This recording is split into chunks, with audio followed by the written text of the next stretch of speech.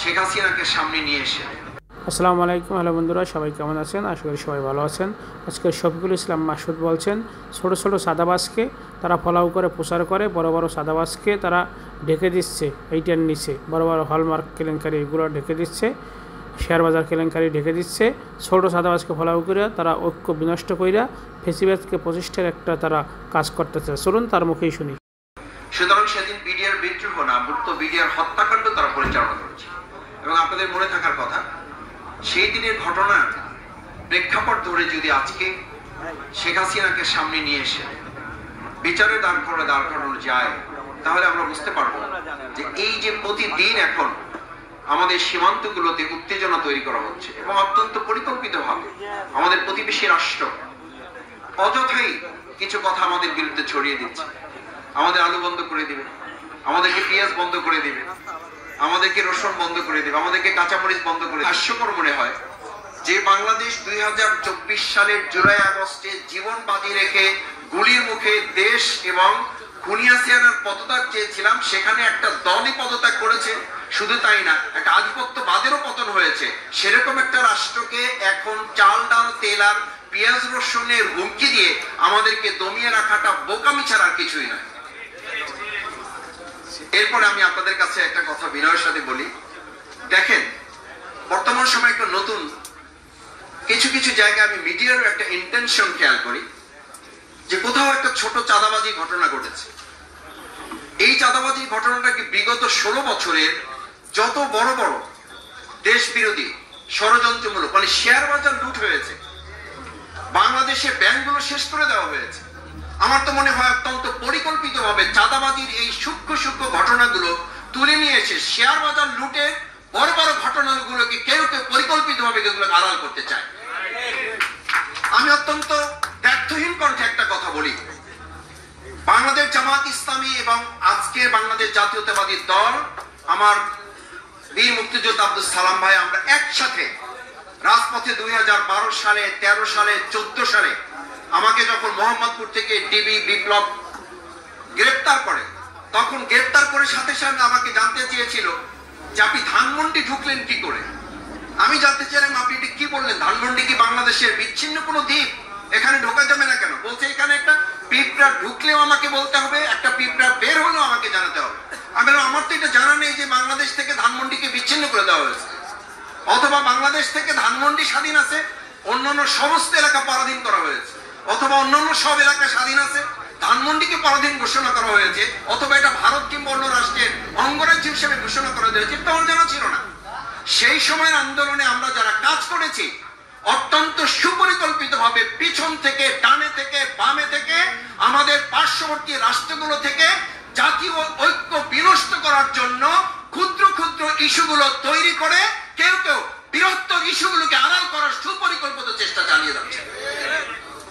আমি খুব পরিষ্কার বলি, 16 বছরের ঘটনার ইতিহাস কি মাত্র 5 মাসে শেষ হয়ে যাওয়ার কথা?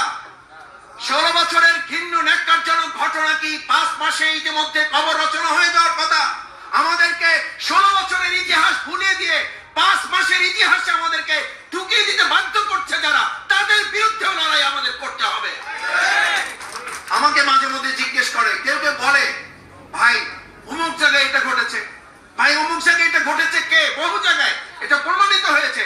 যারা ঘটিয়েছে তারা বিগত 16-17 বছরের সেই দোষরদের মধ্যে থাকা লোকেরা কেউ কেউ এখন ছদ্মবেশে আমাদের মধ্যে ঢুকে আমাদের ঐক্য এবং আমাদের ভাবমর্যাদা নষ্ট করার ষড়যন্ত্র তারা করছে।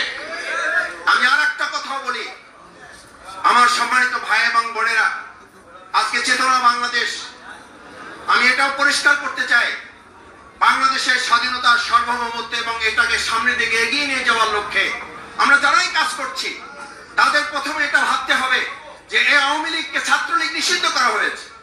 আমার কেন, আমি আজকে এখানে প্রশাসনের নিশ্চয়ই লোকেরা আছেন, আমরা সেই সময় আমাদের আলেমদের হত্যা করা হয়েছে, ধর্মমূল্যের ঊর্ধ্বগতি, আমাদের ভাইদেরকে হত্যা করা হচ্ছে, খুন করা হচ্ছে। তার জন্য আমরা যখন নিয়মতান্ত্রিক ভাবে কোথাও মিছিল মিটিং করার জন্য সিদ্ধান্ত নিতাম, 2 ঘন্টা আগে গিয়ে দেখতাম আমাদের লোক উপস্থিত হওয়ার কথা 200, সেখানে প্রশাসনের লোক উপস্থিত হয়েছে 2000। আজকে যারা 1 মিনিট 1.5 মিনিটের ঝটিকা মিছিল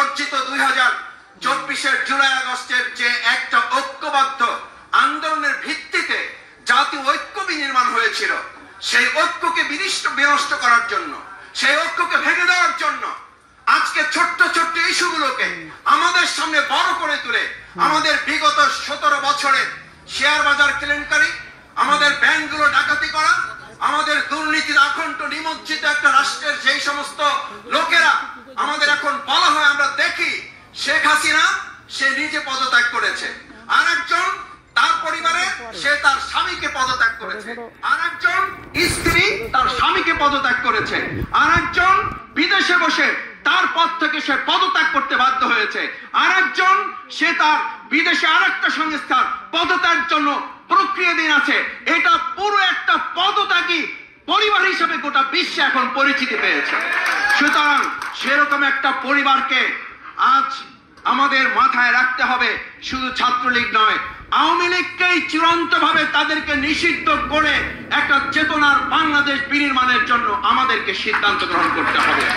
আমি আপনাদের অনুরোধ করে আহ্বান জানাই, আসুন বাংলাদেশ জামাত ইসলামী আমরা সম্মিলিতভাবে বাংলাদেশ জাতীয়তাবাদী দল এবং আমাদের অন্যান্য সমস্ত যে দলগুলো গণতান্ত্রিক প্রক্রিয়ায় যেন আমরা কাজ করি। বিগত 16 বছরে আমরা যারা জীবনের ঝুঁকি নিয়ে কাজ করেছি, আমাকে মির্জা ফখরুল ইসলাম আলমগীর ভাই মঞ্চ থেকে নামার সময় বলতেন, মাসুদ তুমি সতর্কতার সাথে বের হবা যাতে তোমাকে ওরা কোনো ক্ষতি করতে না পারে।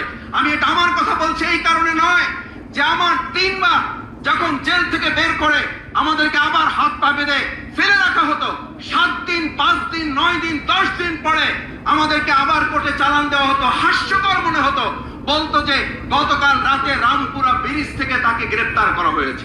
এত নির্লজ্জ একটা বাংলাদেশ যেখানে আমরা 17 বছরে পার করে এসেছি, সেই বাংলাদেশ বিনির্মাণে আজকে চেতনা বাংলাদেশের যে উদ্যোগ, আমি আশা করব সেই বাংলাদেশ বিনির্মাণে আমরা সবাই এখানে গণতান্ত্রিক প্রক্রিয়ায় যারা ফ্যাসিস্টের বিরুদ্ধে, আমি শুধু একটা কথা বলে শেষ করতে চাই, আমরা প্রায় বলি প্রয়োজন আবার জীবন দেবে, হ্যাঁ জীবন দেব অর্থনীতির জন্য, হ্যাঁ জীবন দেব সুন্দর সংস্কৃতি বিনির্মাণের জন্য, ইয়েস জীবন দেব সুন্দর পররাষ্ট্র নীতিমালা, পররাষ্ট্র নীতিমালা স্থায়ী করার জন্য, কিন্তু আর নতুন করে স্বৈরাচার দমনের জন্য জীবন দেব না।